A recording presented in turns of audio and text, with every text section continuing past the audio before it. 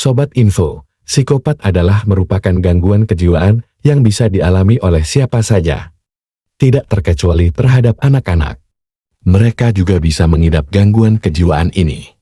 Di luar negeri sendiri, ternyata sudah banyak juga kasus psikopat yang dilakukan oleh anak-anak.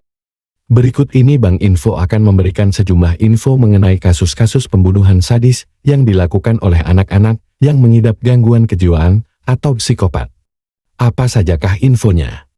Markintot, mari kita nonton. Mary Florabel, pembunuh 2 anak laki-laki. Bocah perempuan ini melakukan aksi pembunuhan dengan sangat sadis. Ia membunuh 2 anak laki-laki di usia 11 tahun. Pembunuhan pertama ia lakukan di bulan Mei tahun 1968.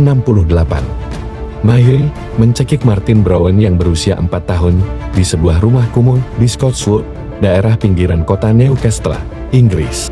Pembunuhan kedua ia lakukan di bulan Juli di tahun yang sama.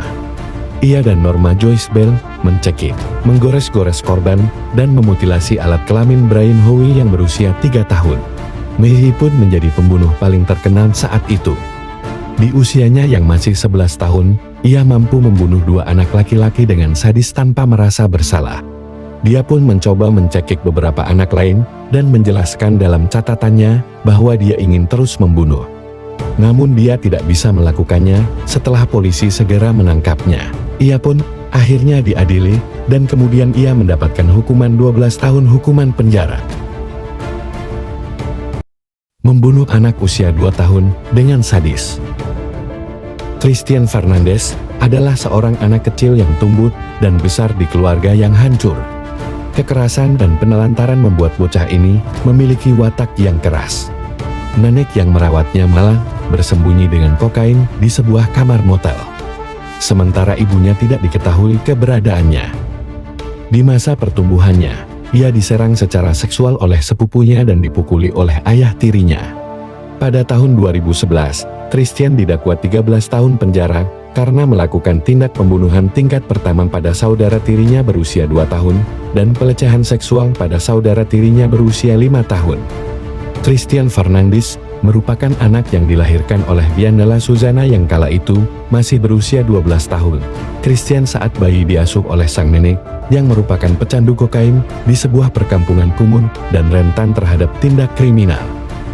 Pada usia ke-13, Christian dituduh telah melakukan pembunuhan terhadap adik tirinya yang berusia 2 tahun dengan menghantamkan kepala korban pada rak buku. Kemudian ia juga diduga telah melakukan kekerasan seksual pada adik sepupunya yang berusia 5 tahun. Parahnya lagi, bocah ini melakukan simulasi seks pada teman-teman di sekolah, serta membunuh seekor kucing. Christian Fernandez menjadi bocah pertama di Amerika Serikat yang mengalami hukuman seumur hidup. Bocah pembunuh orang tuanya. Bermula dari insiden kebakaran di sebuah rumah pada tanggal 26 November tahun 2001. Insiden itu ternyata ada keanehan. Petugas pemadam kebakaran menemukan seorang mayat pria duduk di sofa. Semula, para petugas berpikiran kalau pria itu meninggal karena kebakaran. Namun saat diperiksa lebih lanjut, ternyata pria itu meninggal karena suatu benda tumpul. Tengkoraknya retak dan setengah wajahnya pecah. Pria itu bernama Terry King, berusia 40 tahun. Ia meninggal dibunuh oleh 2 putranya, yaitu Alex berusia 12 tahun dan Derek yang berusia 13 tahun. Mereka mengaku membunuh karena tidak ingin mendapat hukuman akibat melarikan diri dari rumah.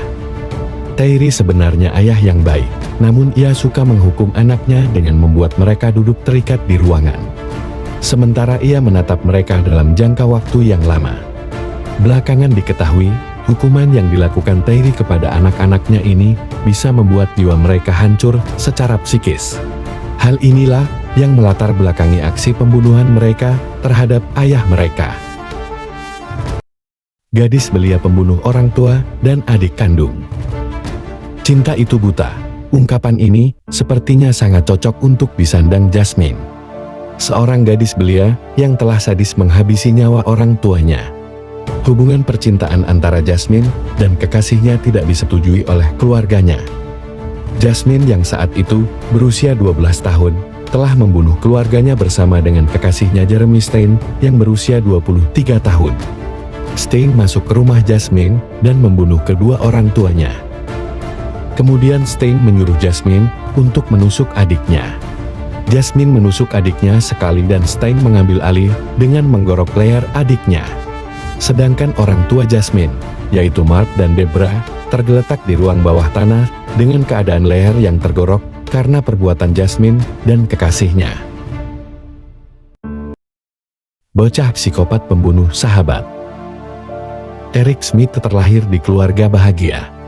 Ia disebut-sebut sebagai seorang anak yang menyenangkan dan lucu. Namun, perilakunya sedikit demi sedikit berubah seiring bertambahnya umur Eric. Eric didiagnosa mengidap penyakit kejiwaan yang membuat orang bertingkah kasar dan kejam. Eric lebih terkenal sebagai seorang yang senang membuli di sekolahnya. Dan saat umurnya menginjak 10 tahun, ia sempat disekap pihak berwajib karena hampir membunuh teman sebangkunya dengan menggunakan pensil. Beberapa bulan kemudian Eric bebas setelah mendapatkan jaminan dari orang tua. Sayangnya peristiwa ini menjadi awal dari hilangnya bocah berumur 4 tahun bernama Derek Robbie. Derek akhirnya ditemukan sudah tidak bernyawa di tengah hutan dengan luka benturan benda tumpul di kepala, memar pada leher, dan satu batang kayu yang menusuk anusnya. Seminggu setelah ditemukannya jasad anak malang tersebut, Eric mengaku pada keluarganya bahwa ia yang membawa sahabatnya tersebut ke hutan dan menyiksanya hingga tewas. Kini, Eric harus mendekap di tahanan remaja atas pidana pembunuhan dan penyiksaan anak di bawah umur. Terima kasih sudah menonton video ini. Semoga info ini bermanfaat bagi para sobat info. Jangan lupa simak pula video menarik lainnya hanya di Mari Nonton Aja channel. Terima kasih.